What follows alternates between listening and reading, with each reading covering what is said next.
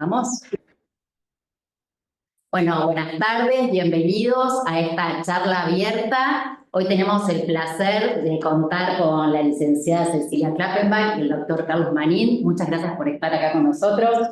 El tema que vamos a abordar son los nuevos avances tecnológicos y los efectores públicos. Así que, bueno, antes de dar comienzo voy a presentar, más o menos para presentarlo formalmente, un poco de seriedad esta charla con café.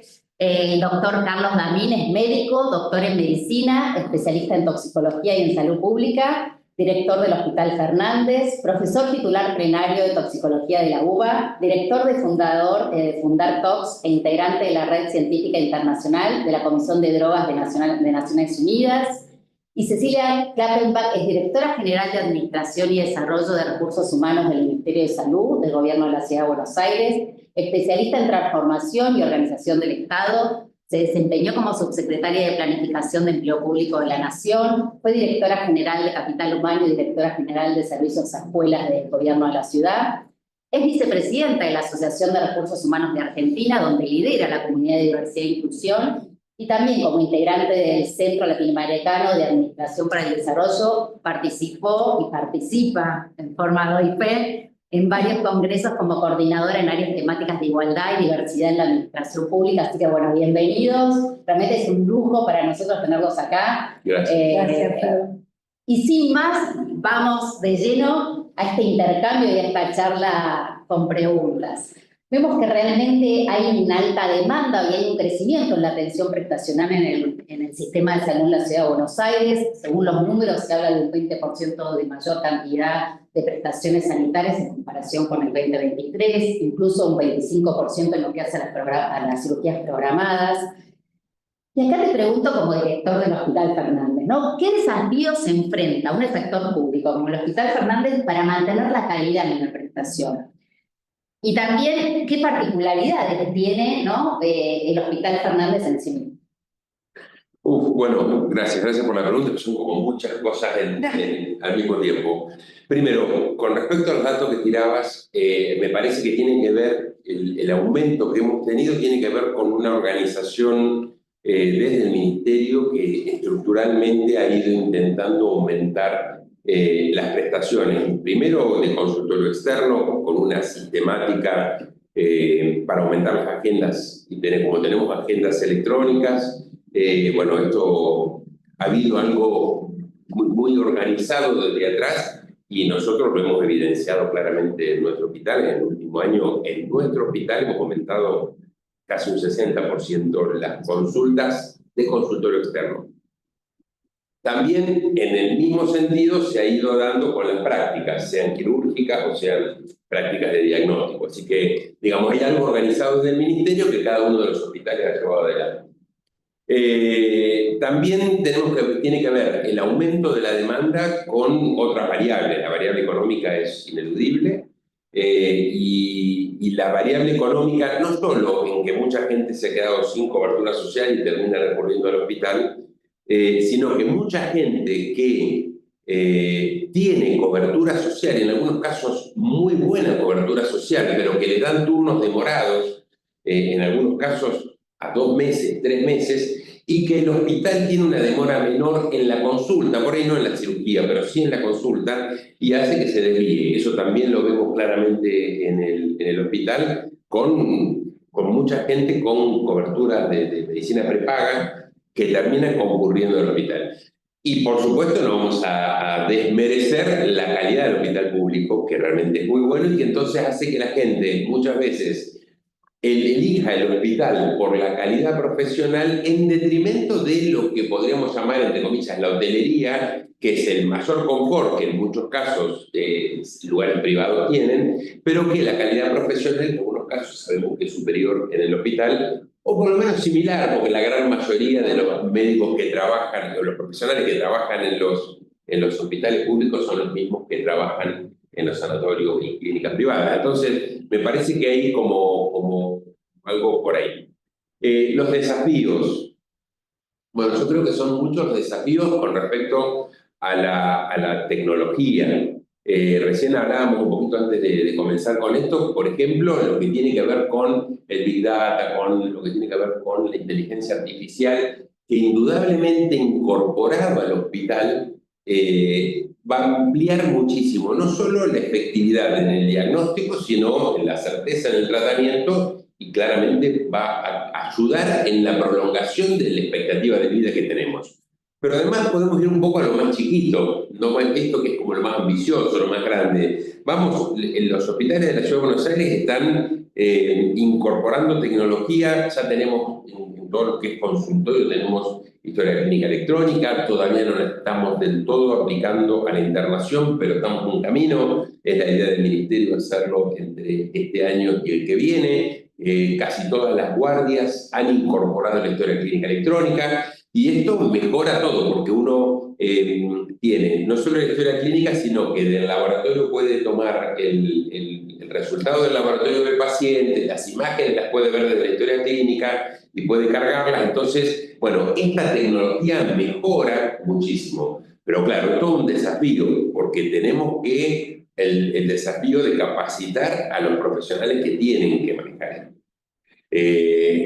Muchas veces profesionales con determinada edad que no tienen tanta facilidad para el manejo de una computadora, entonces manejar la historia clínica electrónica y poder tomar imágenes de un archivo, de una aplicación, o ir a buscar al laboratorio a otra, no le resulta tan simple, y esto hay que hacer en 15 minutos, porque es lo que dura la consulta, escribir, dejar asentado, mirar los resultados. Bueno, es una dinámica que definitivamente va mejorando. Creo que va redundando en estos resultados que vos tenés, que va mejorando todo, pero definitivamente es un desafío que hay que trabajar. Cecilia, en cuanto se ha hablado de una inversión de 76 millones de pesos, todo lo que es infraestructura, ¿nos podrías comentar vos en tu rol de directora general, digamos, qué proyectos o iniciativas se está trabajando en este sentido, en sintonía? Sí, claro. Bueno, buenas tardes a todos. A ver, se van publicando en diarios y en redes, pero digo, de los últimos proyectos, para que tengan idea, tenemos consultorios externos del Hospital Piñero, un edificio nuevo, ¿sí? Con confort similar a cualquier clínica privada. Se está inaugurando la guardia también nueva del Hospital Piñero. El Piñero es un hospital por módulos, edificios muy antiguos, con lo cual, bueno, se aprovechó parte de lo que era el estacionamiento y el descampado para después trasladar la guardia ahí. Eso es totalmente nuevo. Varias salas de salud mental. Ya vamos por la segunda en el Hospital Rivadavia. Primero fue de varones, ahora la de mujeres, sumando unas 22 camas de salud mental. En el Hospital Tornú, 5 camas en el Santoyani. Después muchas obras asociadas a equipamiento. Se está trayendo ahora el resonador nuevo para el Hospital Durán. Acabamos de inaugurar el resonador del Santoyani, tomógrafo en el Hospital Durán, tomógrafo en el Hospital Fernández, acelerador lineal para los tratamientos oncológicos en el Marie Curie. Y dentro de lo que es atención primaria, digo, para salir un poco del mundo hospitalario, ¿sí? Recordemos que en Ciudad tenemos 34 hospitales, pero además hay centros de salud de atención comunitaria. Se acaba de inaugurar el CESAC 42 y ahora estamos por inaugurar el 50. Con lo cual, y ahí sí, porque el 42 había quedado salteado el número, nadie sabe por qué, con lo cual es medio raro porque fue el penúltimo en inaugurar, pero ahora se inaugura el número 50 en 30, 40 días en la zona de Devoto, dependiendo del Hospital Subizarreta, que no tenía, esa zona no tenía centro de atención primaria. Así que esas son unas de tantas, o sea, todo lo que sea inversiones se está repartiendo entre obras de infraestructura. Recordemos que hace 1 año y medio en el Hospital Rivadavia se inauguró también guardia, unidad de terapia intensiva. Entonces, edilicias e incorporación de equipamiento, de tecnología en hospitales sobre todo. Así que esas más o menos algunas de las últimas cosas que venimos ofreciendo como nuevo a la ciudadanía. Bueno, un lujo, un lujo. A ver, Carlos, contanos un poquito con el tema del modelo de atención. Vemos que el Hospital Fernández está en un proceso, ¿no?, de esta red de cuidados progresivos. Acá específicamente quería que a ver si nos podés contar cómo ves esta transformación, digamos, dentro del hospital, si hay resistencia, si ves que en general tanto, digamos, todos los profesionales, esta interdisciplinaridad que requiere, están, digamos, ¿cómo lo van viviendo? Genera dificultades, genera resistencia, primero, todos los cambios generan resistencia, es decir, cuando uno quiere cambiar algo, genera resistencia. Y además que cuando uno genera un cambio, siempre hay gente que gana y gente que pierde. Y el que gana quiere ganar más, en todo sentido, no estoy hablando de dinero, ¿no? Quiere ganar más y el que pierde no quiere perder nada, entonces digamos que es todo el tiempo una negociación. Pero bueno, también creo que los que tenemos el rol de liderar, tenemos eso, ¿no? Somos como facilitadores y tenemos que estar todo el tiempo negociando con el ronroneo ese entre cada sector. Nosotros empezamos el año pasado veníamos de la gestión anterior del hospital, con el doctor Revigliano, con toda una idea de montar la red, es decir, el formato de cuidados progresivos dentro del hospital. No se había logrado, bueno, con el cambio de gestión como que empezamos a poner mucha presión y mucha decisión ahí y empezamos a hacerlo. Esto significaba que todo el hospital, nuestra idea es que todo el hospital primero esté bajo la mirada de los clínicos, como ocurre generalmente en casi todos los hospitales privados, y que estuviera bajo la mirada de los clínicos, porque mira al paciente más integral. Pero esto ¿a qué apunta? Que lo que queremos es dejar de que la patología sea lo importante para que la persona sea lo importante. Esto dicho así, es fácil decirlo, pero después no es tan simple. Si nosotros queremos que una cadera no sea una cadera, que sea una persona que se le fracturó una cadera. Y uno lo que escucha todo el tiempo dentro del hospital es, che, se operó la cadera de cama 14, ¿qué pasó con, no? Es así, con la neumonía de cama no sé cuánto. Y lo que se atiende es la neumonía, la atienden los intensivistas con los neumonólogos, la fractura la atienden los traumatólogos. Y resulta que es el paciente que anticoagularlo y que salir corriendo a buscar un clínico, un hematólogo, porque no sabemos cómo hacerlo. Bueno, nosotros lo que queremos es que, centrado en el paciente, lo importante es el paciente se lo ve integralmente. Bueno, mientras tanto, el traumatólogo se ocupa de la fractura de cadera con la premura que requiera, si es una urgencia y si es algo a tratar después, veremos cómo lo vamos a evolucionar. Pero para eso había que aumentar mucho el número de clínicos. La tenemos a Cecilia que me dice, Carlos, partidas nuevas no tenemos, es decir, y no logramos ni una, con lo que entonces lo que había que hacer es decir, bueno, muchachos, a los traumatólogos, si ustedes no van a hacerse cargo de todo el paciente, les voy a empezar a sacar médico que se jubila, esa partida es para un clínico. Los cirujanos, médico que se jubila, uno que renuncia, es una partida para un clínico. Bueno, así hemos nombrado como 15, 17 clínicos en lo que desde el año y un poquito que tengo de gestión, nombramos más de 15 clínicos que están abocados a los pacientes que están en otras áreas que no son clínicas, en traumatología, en ginecología, en cirugía general. Entonces, que empezaron a hacerse cargo de los clínicos y a evaluar. Bueno, una vez que nosotros empezamos a alojar y ya estamos casi llegando al número ideal que queríamos de clínicos, todavía nos faltan algunos, pero estamos ahí. No quiero decir que lo tenemos, porque si no, no me está colando Cecilia, claro. Entonces empiezan los límites, ¿no? Este es tuyo, este es mío. Y bueno, entonces hoy tenía una discusión entre los médicos, claro, y un clínico, porque el clínico le decía, no, mirá, es la herida la que está supurando. Y el cirujano le decía, no, es que está infectado, es tuyo. No, bueno, pero está infectado de una herida que vos le hiciste cuando lo operaste. Entonces, veámoslo los dos si querés, pero no digas que es mío el paciente. Bueno, eso nos cuesta porque nos cuesta. Los hospitales están muy organizados en quintas. El quinto piso es cirugía, el cuarto piso es ginecología, el tercer piso es traumatología en mi hospital. Y es entonces, te presto la cama para poner un paciente de gineco, porque está todo lleno de gineco. Te presto la cama quiere decir que los enfermeros llegan a esa cama y siguen para el otro. Los residentes llegan a esa cama y la saltean.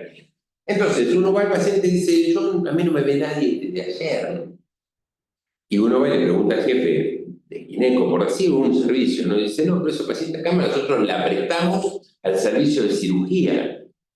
Entonces tienen que venir los cirujanos, tienen que venir los residentes, tienen que venir a ver, bueno, no, esto no tiene que pasar. Entonces la idea es que los pacientes estén a cargo de clínicos, es decir, en un inicio de lo que es cuidado progresivo, que es mucho más largo, que debería ser por complejidad, bueno, estamos en un cambio cultural dentro de un hospital que tiene más de 100 años de este formato. Entonces, y una tradición donde los cirujanos o los traumatólogos sienten que le estamos sacando la sala, sacando poder de decisión sobre el paciente. Entonces, y nosotros lo único que vamos a hacer es operar al paciente, bueno, nada, van a verlo juntos. Entonces, es un cambio cultural que nos va a llevar mucho tiempo. La parte más importante la hicimos y estamos contentos. Un poco lo dijiste, pero me encantaría que lo amplíes un poquito más. Sobre la visión de esta humanización, ¿no? Porque me parece que vale la pena escucharte, de la atención médica, de esto de cambiar el enfoque de lo que es la enfermedad al paciente, y cómo ves que realmente te parece, estás convencido que realmente repercute en su sanación. Mira, tengo un sesgo importante en lo que te voy a decir, probablemente por mi especialidad. Fui durante casi 20 años el jefe del servicio de toxicología. Yo me formé en el servicio de toxicología hace más de 30 años que estoy en el servicio, 33 años. Y cuando yo ingreso al servicio de toxicología, el servicio ya era un servicio interdisciplinario, es decir, trabajábamos médicos toxicólogos, que para ser toxicólogo hay que tener una especialidad previa, la mía es terapia intensiva, psicólogos, psiquiatras y trabajadores sociales trabajando en los 4 puntos para un paciente. Esto hizo que yo, en 33 años, todo el tiempo las decisiones las tomábamos juntos, 4 miradas totalmente distintas.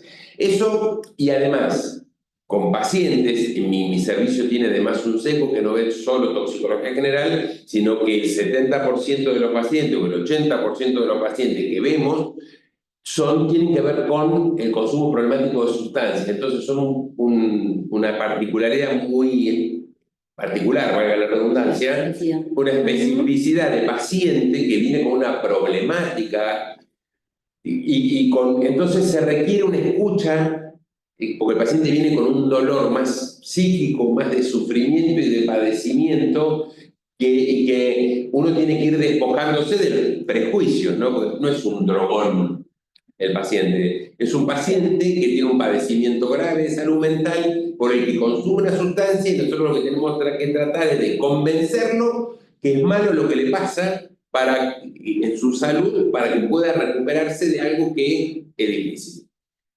Dicho esto, entonces a mí ya no me resulta tan difícil esta idea de poder pensar en el paciente como algo más integral, más humanizado, donde lo importante es qué le pasa al paciente.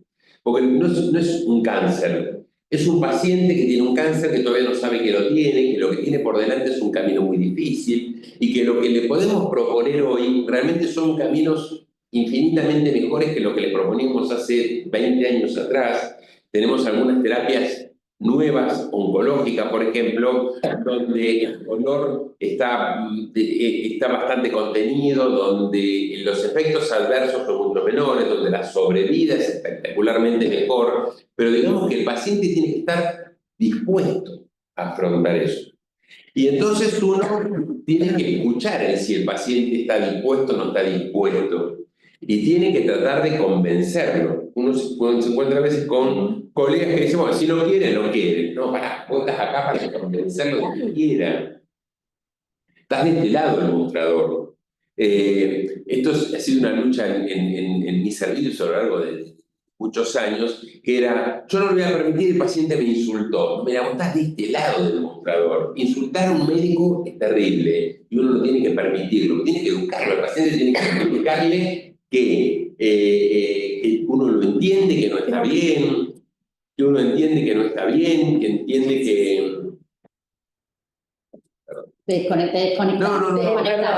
Que uno entiende que no está bien, pero que tiene que aceptar que el paciente por ahí esté desbordado, descontrolado, y uno está del otro lado del mostrador. No digo poner la otra mejilla, simplemente digo ponete en el lugar que te tenés que poner para poder acompañar. Mira, en 34 años de asistencia en este servicio, nunca, jamás me agredió un paciente. Ahora, me he bancado que me insulten, y sí. Y cuando me han insultado, he dicho, a ver, ¿por qué me insultás? Estoy tratando de ayudarte, estás acá porque querés, nadie te obliga a venir. Yo te voy a poner buena onda. Tratame con respeto, yo te trato con respeto.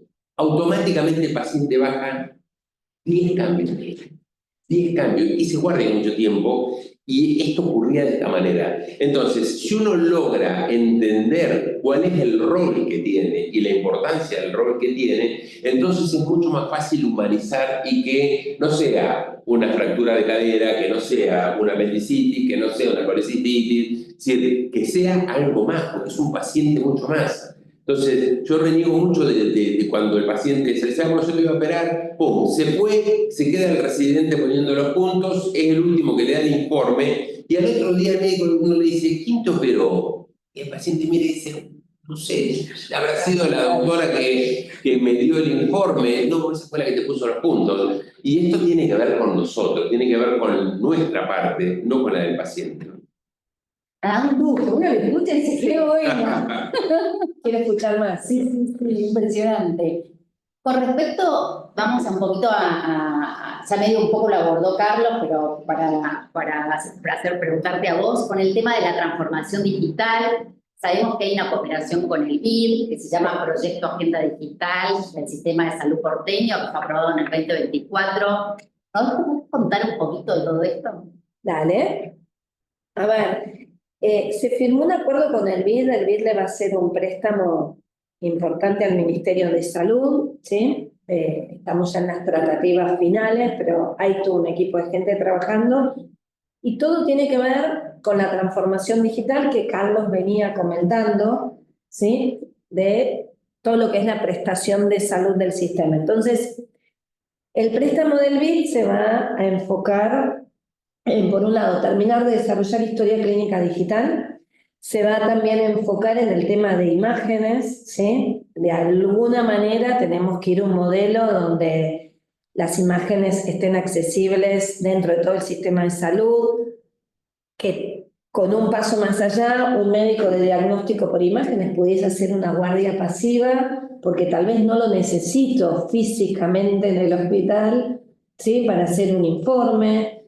Entonces tenemos que ir avanzando en esta agenda. Hay todo un tema con los datos de las personas, que también, por supuesto, hay que resguardar, porque al ser, esto que decíamos antes, 50 centros de atención primaria, 34 hospitales que comparten los datos, también tenemos que normar un poco el uso de esos datos, pero la idea del préstamo del BID es poder avanzar y dejar un sistema de salud público, ¿sí? Intercomunicado, donde las bases sean interoperables, ¿sí? Donde el acceso a la información del paciente a sus propios datos y entre distintos profesionales y hospitales del sistema puedan compartir la información sobre un paciente de cualquier tipo de análisis, esté en el efector que esté, hoy te toca en el Durán, mañana en el Fernández, y hacia eso se tiene que ir yendo. Después el otro tema de la transformación digital tiene que ver con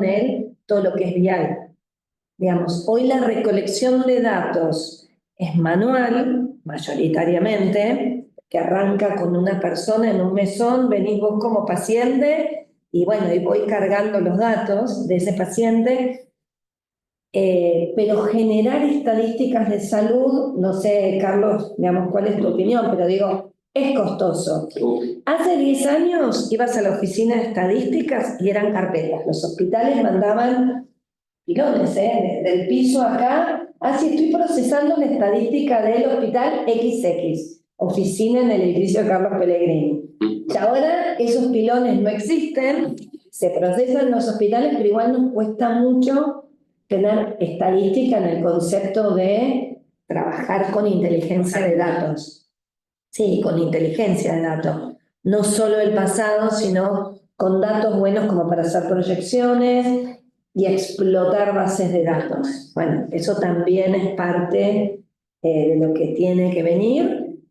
Y en algún momento llegará la cosa interactiva con el paciente. Digo, hay distintas formas de también hacer prevención de salud, ¿sí? Donde, bueno, con sistemas que te pongan una alerta, que no solo tengan toda tu historia de salud como ciudadano desde que naciste, como que sigan tu historia de vida, ¿sí? Lo mismo que en el registro civil, viste que siempre se dice que el sector público es como el testigo de toda la historia de vida de los ciudadanos.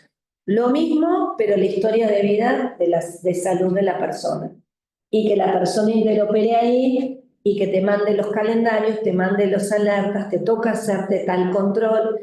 Un sistema que te diga, che, hace 2 años que no pedís turno con tu médico ginecólogo, etcétera, no te estás haciendo los estudios, digo, empezar a trabajar con Esto una como cosa. soñar, ¿no? Eso no soy. Pero a todo eso, digamos, tenés que hacer los basamentos previos que tienen que ver con esto. Así que bueno, ahí arranca. Y hay otra parte del préstamo del BID que va a seguir fortaleciendo equipamiento. Esto que hablábamos antes de la inversión, bueno, parte del préstamo BID también va a la adquisición de equipamiento. Así que bueno, por ahí va la cosa, es un préstamo a 4 años, no es algo tampoco que va a surgir de un día para el otro, ¿eh? O sea, es a largo plazo. Bueno, súper interesante. Y respecto un poquito, lo dijiste al principio de la charla, ¿cómo ves o cómo plantea el hospital al abordar esta necesidad de capacitación para este mundo digital, ¿no? Que ya se está viniendo y ya se está utilizando. ¿Cómo se plantea? Bueno, también eso es bastante difícil porque está como en nichos. Entonces, vos precisás capacitar puntualmente, así como decir, si, no sé, si tenés un microscopio para operar neurocirugía y tenés que capacitar a los residentes para saber utilizarla. Hoy, sin tecnología es como muy difícil, ¿no? Y no hablamos ya de la medicina robótica, que sería genial y que lo tenemos en el hospital y que yo vengo pidiéndole al ministro que queremos el robot porque tenemos la gente para manejarlo. Lo que pasa es que, bueno, son tecnologías muy caras y que entonces el volumen de pacientes para que eso justifique ese gasto debería ser muy, muy grande. Pero la tecnología requiere siempre una capacitación y uno siempre apela a los más jóvenes para capacitarse, ¿no? Si incorporamos inteligencia artificial, por ejemplo, bueno, después precisás a alguien que trabaje junto con la inteligencia artificial, porque digamos que lo único, y espero que así siga siendo, que hace que la inteligencia artificial funcione es un humano al lado que la haga funcionar y que sume el conocimiento para que la inteligencia artificial de última lo perfeccione. Esperemos que eso no nos desplacen nunca, pero es muy a largo plazo. Es una tarea difícil, es una tarea muy costosa en dinero y es muy costosa en tiempo en la gente. Lo que nos ha llevado, ¿cuánto hace que llevamos instalado el sistema de GIS en la historia clínica de CIGEO? Como 6, 7 años, ¿verdad? En el 8, bueno, en el Fernández. Todavía hoy tenemos médicos que les cuesta abrir una historia y cargarla y saber dónde tiene que cargarla, o cómo tiene que escribir, o cómo tiene que usar una plantilla para aprovechar cosas que ya otro hizo y entonces la carga y lo único que hace es llenar. Entonces, lleva mucho tiempo. Lo que pasa es que ha habido una evolución muy rápida de la tecnología que no se ha ido acompañando por distintas cuestiones también, pero no se ha ido acompañando de la actualización, vamos a hablar en castellano, la actualización del profesional. Entonces tenemos profesionales que hace 30 años que están atendiendo y que tienen por ahí muy buenos conocimientos desde lo médico, pero que vos le pones una computadora y empiezan a tener dificultades y entonces pierden mucho tiempo en la carga de historia clínica, en la búsqueda de la información, bueno, entonces es un costo alto el que nos lleva, pero bueno, nos viene ayudando mucho esto de que los residentes vienen con un bagaje que agarran el teléfono y hacen maravillas y uno, bueno, ¿no? Uno que ha tenido residentes, uno ¿me ayudas con esto? Y uno va aprendiendo y mire, no lo hagas tan rápido. Bueno, para ir aprendiendo, ¿no? En consonancia con esto que nos dice Carlos, ¿cómo pensás vos en esta cultura organizacional dentro de la transformación digital que debe ser o qué tipo de liderazgo tiene que tener el equipo en el ámbito de la salud para que realmente sea exitosa? Bueno. A ver, justo ayer estaba en una charla, mira, que lo que decían es que hoy no hay líder efectivo si no es líder de transformación, si no es líder que gestione cambio, digamos. Es inherente absolutamente al líder cargarse encima la capacidad de generar cambios, que no hay otra alternativa. Con lo cual, ese es un primer dato. Entonces, sí o sí necesitas directores, directoras en hospitales dispuestos a llevar adelante el cambio. Cambio que tiene que ver con todo lo digital y todo lo tecnológico que mencionaba Carlos, llevar adelante la transformación de la cultura. O sea, vos pensás que el hospital de alguna manera está estructurado de manera vertical, o sea, no existe lo matricial. Dentro de lo que son formatos organizacionales, vos tenés la dirección médica y después servicios, o sea, y es vertical, o sea, está como es la conformación inherente al sistema de salud, ¿sí? Las organizaciones más modernas trabajan en células, trabajan en algo matricial. El sistema de salud, lejos de un modelo, podría, porque el interdisciplinario podría tranquilamente ser células de trabajo. Este modelo del médico clínico al que hablaba Carlos, súper interesante, tiene más que ver con una organización celular, pero vos tenés que llevar una organización netamente piramidal a empezar a generar células. Todo eso es sacar de la zona de confort a todos los que están adentro. Todo el tiempo los estás empujando a salir de tu zona de confort, ¿sí?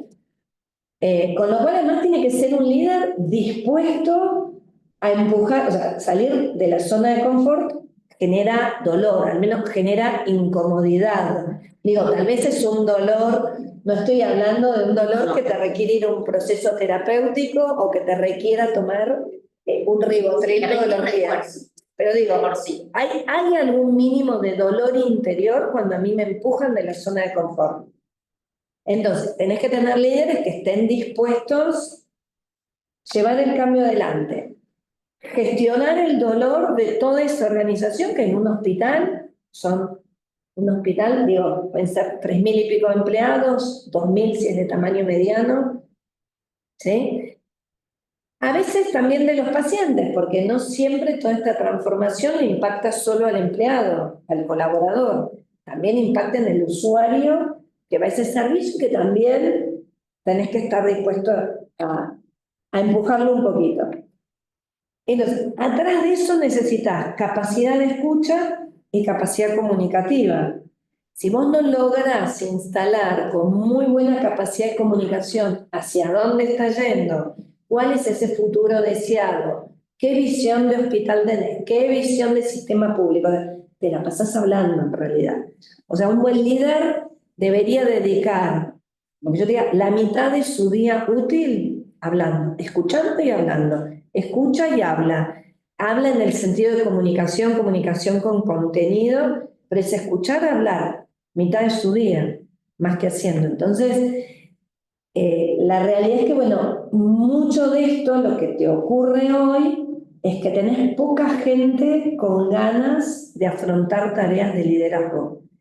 Porque es mucho el esfuerzo que pones, o sea, tiene como cosas muy lindas hacerlo, porque vos después tenés como todo el reto y decís, wow, mirá dónde está mi hospital hoy y dónde estaba. ¿Dónde está mi sistema de atención primaria? ¿Dónde estaba?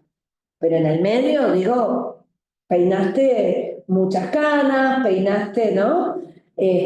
Algunos ataques de gastritis, digo, en todo ese proceso. Y a veces los colegas se trancan. Se estancan. Se te vienen 5 o 6 para decirte, no estamos de acuerdo con salir de la zona de confort. Porque es eso, es correrse, sí, de la zona de confort y generar un cambio y generar un dolor. Y bueno, pero que lo hicimos siempre así. Bueno. Es una respuesta habitual, ¿no? Lo hicimos siempre así. Bueno, no, tenía que hacerlo de manera distinta. Yo tenía un jefe, por ahí medio bestialmente, me decía, el cambio genera dolor, y yo estoy dispuesto a propinarlo. O sea, lo tenía, era medio bestial la frase. Estoy hablando acá en el gobierno de la ciudad y en Nación, en los dos lugares trabajé con él. Claro, y es cierto que uno tiene que tener un poco ese impulso, porque a veces estás convencido de un futuro deseado, tenés clara la visión, pero tenés que estar dispuesto a quemar mucho aceite en ese proceso como líder, ¿eh? Aceite personal, digo, Sí. combustible interior. Entonces, bueno, Sí, porque uno también en la zona de confort le gusta estar. en algún Entonces, lugar claro, uno también, también claro. estar poniéndole el límite Sí. todo el tiempo a todos, digo, entonces, bueno, eso se suma que los colaboradores nuestros se hablan mucho del desgaste del cambio, eh, pero ya no solo del cambio que, bueno, como conductores del Ministerio de Salud en distintos lugares, Carlos en el Fernández, a mí en la Dirección de Recursos Humanos, el ministro Quirós como ministro y líder primario de esto, nos toca actuar, sino que nuestros colaboradores, la vida cotidiana hoy, ya te requiere estar todo el tiempo cambiando, porque yo me empuje mi director, Carlos en este caso en el Fernández, a cambiar o no, la vida cotidiana me obliga a aprender nuevas formas de interactuar con la computadora, con el teléfono, hacer las compras en el banco. O sea, todo el tiempo nos están llevando al cambio, todo el tiempo. Entonces, hay como en la ciudadanía, digo, en los colaboradores, un desgaste que hay que acompañar. Eso de vuelta requiere escucha. Entonces, Carlos hablaba de la mirada paciente céntrica, digamos, ¿no? El paciente en el medio. Yo te hablo desde el recursos humanos o desde transformación organizacional, el colaborador en el medio. Y bueno, es como la misma lógica, pero llevada a la organización vista desde la transformación. Quirós, en este sentido, para acompañar parte del proceso del BID que hablábamos antes, nosotros tenemos una dirección general en el Ministerio de Cultura Organizacional que intenta, bueno, va tirando algunas cosas, acompaña, pero el líder es el líder, digo, o sea, puedes tener un coach, puedes tener un sostén vos, acompañar, pero ese gusto por ser líder lo tenés que llevar adentro, te tiene que gustar y tenés que sentir esa pasión de transformar y de mirar después tu hospital, tu CESAC, tu dirección y decir, wow, qué bueno lo que hicimos. No es lo que hice además, ¿eh? No, claro. Es lo que hicimos, a mí me tocó empujar y ser la que ponía, Sí, pero claro. y eso tiene que hacerte de adentro, también es, ¿no? No todos están llamados a ese liderazgo, ¿eh? Bueno, súper interesante lo que nos comentás. Y ya con una visión futura, Carlos, ¿cuáles te parece que son los próximos pasos que consideras que son esenciales para fortalecer el sistema de salud de Cava y especialmente en lo que te toca a vos al Hospital Fernández? Mira, yo creo que hay como dos cosas, ¿no? En tu pregunta. Por un lado, es mirar a la enfermedad. Tendría que ser una pregunta por ahí más para el ministro, porque tiene que ver con su mirada, pero me parece que una cosa es el mirar a la enfermedad y otra cosa es mirar el cómo prevenir la enfermedad. Cuando vos administrás hospitales no te queda otra que mirar la enfermedad y ver de qué manera optimizás los recursos para mejorarle la salud a mucha gente que llegó al hospital porque está enferma. Digamos que al hospital llega gente, por lo menos en el concepto tradicional nuestro, en el histórico, al hospital va gente enferma, sacando que vaya a vacunarse o a tener un hijo, sino va gente enferma, en su gran mayoría. Tenés el que va el niño sano que va a controlarse. Pero a mí me parece que lo que tenemos que hacer es fortalecer por un lado el hospital para tratar mejor al enfermo, pero lograr que cada vez llegue menos gente al hospital. Y para eso, trabajar mucho sobre la atención primaria y sobre la educación. A mí me parece que la educación es primordial en el tema de la salud y yo siento que siempre estamos como tratando de hacer prevención a través de la educación, pero llegando un poquito tarde. Vos fíjate que ahora estamos con una gran campaña de vacunación por el sarampión, porque nos parecieron unos casos de sarampión, ¿no? Entonces, digamos que, y es muy bueno hacer una campaña de vacunación cuando te aparece para evitar que un brote sea una epidemia. Entonces, bueno, pareciera que lo estamos logrando, pero fíjate que nos visualizamos ahora a través de esto porque apareció un problema. Me parece que nosotros hay una parte que tenemos que hacer un poco por adelantado y en forma muy inespecífica. Yo vengo hinchando hace mucho con este tema porque me parece básico para lo que es mi especialidad primaria y que tiene que ver con la educación en salud. ¿Ustedes se acuerdan cuando éramos chicos teníamos en la escuela, era higiene, seguridad, salud, educación para la salud, y donde, no sé, en la escuela a mí me enseñaban a limpiarme, a cepillarme los dientes, y la importancia del lavado de manos. Es una lucha en el hospital, no logramos que los médicos y los enfermeros se laven las manos. Me sobra el alcohol. Pasó la epidemia, la pandemia, y a partir de ahí el consumo de alcohol disminuyó sustantivamente y no consigo que se laven la mano y usen alcohol, y eso nos reduciría muchísimo las infecciones intrahospitalarias. Y te digo esto como ejemplo, porque si nosotros logramos que se hicieran grandes campañas de prevención, donde logremos que la salud sea un bien a cuidar importante para la familia, estaríamos logrando que los chicos se eduquen en su propia casa donde la salud es importante. Pero para eso vos tenés que lograr que los padres no tengan sobrepeso, coman un poco antes la cena, no tomen menos alcohol, se automediquen menos.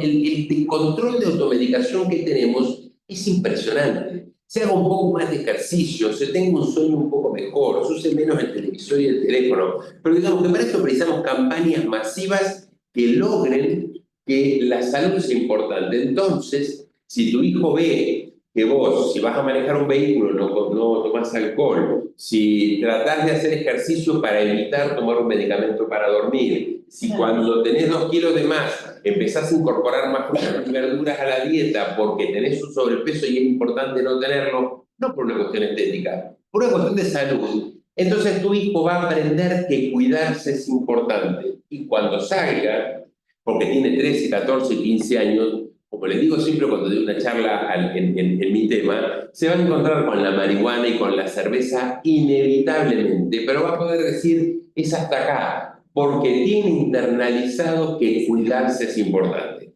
Eso a mí me parece como básico en cualquier plan de salud para colaborar con lo que es atención primaria y aumentar ahí la asistencia, donde la gente va a cuidar la salud y no va a tratar de recuperarla, aunque por supuesto tenemos que, al que llegó tarde, tenemos que recuperarse lo más rápido posible e insertarlo en nuestro grupo otra vez. Qué lujo escucharlo. Sí, bueno, me surgía esto que decía Carlos, el problema que tenemos, esto es nacional, que es la continuidad de ciertas políticas públicas, que pueden ser en educación en la escuela o campañas. Entonces tenés el año de la campaña en los controles ginecológicos para mujeres y desaparece la campaña después.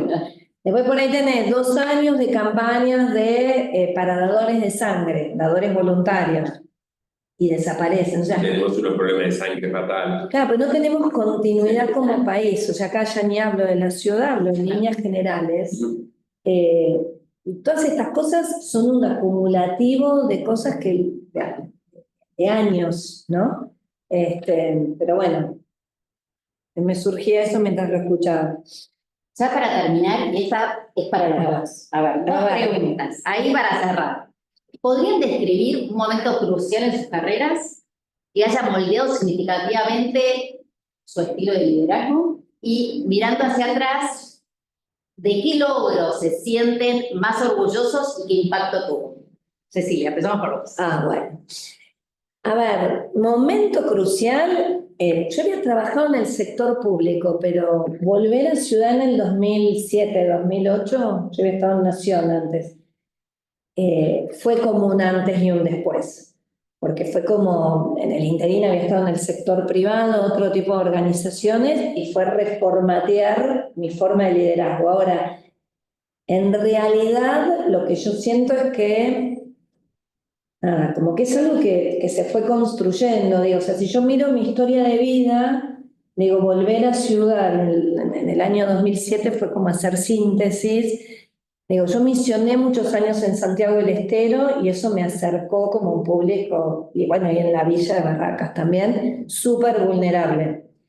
Milité en su momento en la Iglesia Católica en Opción por los Pobres, que tenía que ver con esto, entonces, nada, eso me seteó en entender a un público distinto.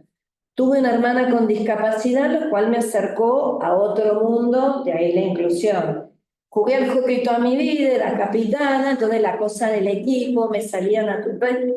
Digo, es como esta cosa de los ingredientes de la mochila, y digo eso, sumado a la experiencia profesional, hacen síntesis en el 2008. Y sí, después otro salto grande fue entrar a Nación, la subsecretaría, porque en Nación se complejizan las variables de una manera que el gobierno local no tiene, y eso implica como hacer otro salto, digo, intelectual, ¿no? Digamos, de capacidad de entender la complejidad de la cosa pública, ¿sí? Que el gobierno de la ciudad es como un poco más sencillo. Así que bueno, ese fue como otro momento de reseteo, ¿no? De alguna manera. Así que, Carlos. O sea, yo no sé si tengo un punto así. Yo creo que mi vida fue siempre, creo que siempre tuve claro que quería seguir haciendo un poco más, ¿no? Yo como que necesito todo el tiempo tener nuevos objetivos, y me aburro, y aburro al resto que están al lado mío, porque cuando estoy aburrido se me ocurren 25 ideas y pongo los que están alrededor mío, pobre, no descansa nadie, pero me pasa hasta en el consorcio de mi casa, es decir, si algo no pasa... No puedo imaginar. No, si algo no pasa, voy al consorcio, hago el consorcio, empiezo a quiero hacer cosas, qué sé yo, bueno, y lo hago así en todos lados. Lo hice en el colegio, lo hice, qué sé yo, integré un grupo literario que dependía del Rotary cuando era, y por supuesto hice toda una revolución en ese grupo, y así ha sido mi vida. Cuando yo tomo el servicio de toxicología en el año 2006, éramos 16 profesionales, me fui y éramos 57.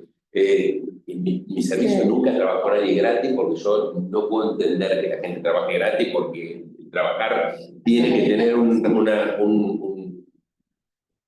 sueldo, tiene que tener una retribución económica. Así que mi servicio nunca trabajó gratis, más allá de alguien que ha hecho una rotación. Pero bueno, y así fue toda mi vida. Creo que me gusta cambiar cosas. Tampoco me tengo, ¿no?, chinche en el asiento, ¿no? Estoy todo el tiempo, y además soy muy obsesivo. Me reía porque vinieron los arquitectos al hospital y vino el ministro hace como un mes y quiso hacer una reforma porque encontró unos pasillos ocupados que a mí me generó un dolor acá, que lo había visto él y no yo, que estaban los pasillos ocupados, y él dijo, hay que hacer un depósito, sacar todo esto y despejar los pasillos. Y le dije, la verdad que está genial la idea, Fernanda, vamos para adelante con eso, qué sé yo. Entonces vienen los arquitectos para ver cómo pueden hacer. Y digo, mira, esto significa una modificación en uno de los balcones en el frente del Hospital Fernández, sobre la calle Cerviño, que es enorme. Digo, mira, yo tengo algunas taras en mi cabeza, pero si vamos a hacer una reforma de la derecha, tiene que mantener la simetría del hospital, así que me haces algo del lado izquierdo. Bueno, ayer vinieron las arquitectas a ver cómo hacer una sala de estar del lado de clínica para no perder la simetría del hospital. Bueno, nada, como estoy obsesionado con la hora del reloj del frontispicio del hospital, y con la limpieza. Cuando recién subo a la dirección, fuimos al segundo subsuelo. El segundo subsuelo es el lugar más olvidado del hospital, donde están las calderas. Y bueno, fui a agarrar el mantenimiento y le digo, bueno, vos tenés por contrato pintar cada 4 años la totalidad del edificio. Este segundo subsuelo tiene pintura original de 1943. No me digas que no. Me dice, sí, la verdad que nosotros nos pintamos. Le digo, empecé a pintar. No, bueno, que sí, que no, que sí, que no. 15 días y todavía no empezamos a sacar, había empezado a sacar un poco de basura, no empezamos a pintar. Viene Fernando, le digo, Fernando, yo necesito que vos me acompañes a un lugar. ¿A dónde? Le digo, al segundo, casi se muere lo de la empresa. Yo con el ministro en un lugar inundado, oxidado, no te puedo explicar cómo está quedando el segundo subsuelo. Y le dije, lo quiero como la sala de máquina de un barco, con pintura epoxi y señalética en todo el segundo subsuelo. Bueno, soy así y nada, me parece que lo que se ve tiene que estar limpio y lo que no se ve tiene exactamente la misma importancia en la limpieza. Y yo creo que eso, cuando vos lo vas logrando a lo largo del tiempo, se nota en todo.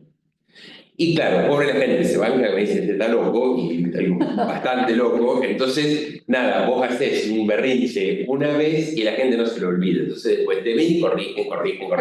Bueno, nada, yo creo que es una de las formas de liderazgo, ¿no? Y también hacer una charla, medio discusión con otro de la empresa, mira, ni vos ni yo somos indispensables.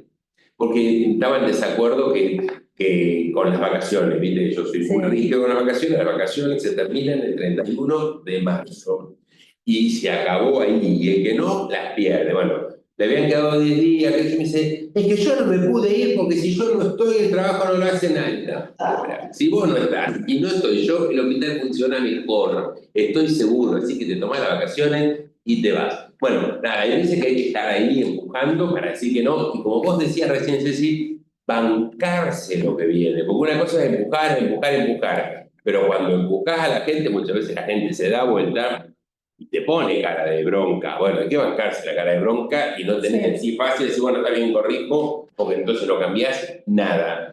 Bueno, si vamos a los lugares de trabajo esperando que la gente nos quiera, o sea, digo, en este sentido, en el extremo, vos no liderás para tener amigos, No, claro. una lista de amigos en el teléfono. No, o sea, no, claro. Estás para transformar. Sí.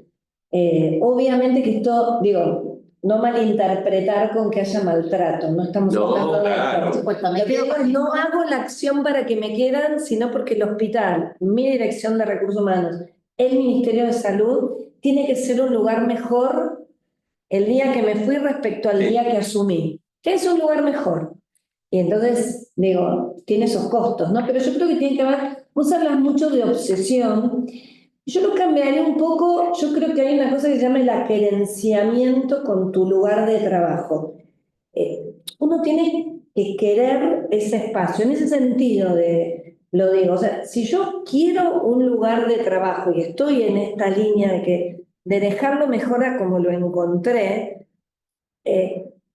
la realidad es una suma de detalles también, porque a veces digo, sobre todo en el sector público, ¿no? Como son que grandes cosas. No son solo grandes cosas, también hay que estar en los detalles, porque la suma de los detalles hace el todo. Entonces, el lugar, la sala de choferes, digo, yo me acuerdo, lo aprendí en el Ministerio de Educación, ¿no? Esto, el garage, la sala de choferes, el vestuario de la gente de limpieza.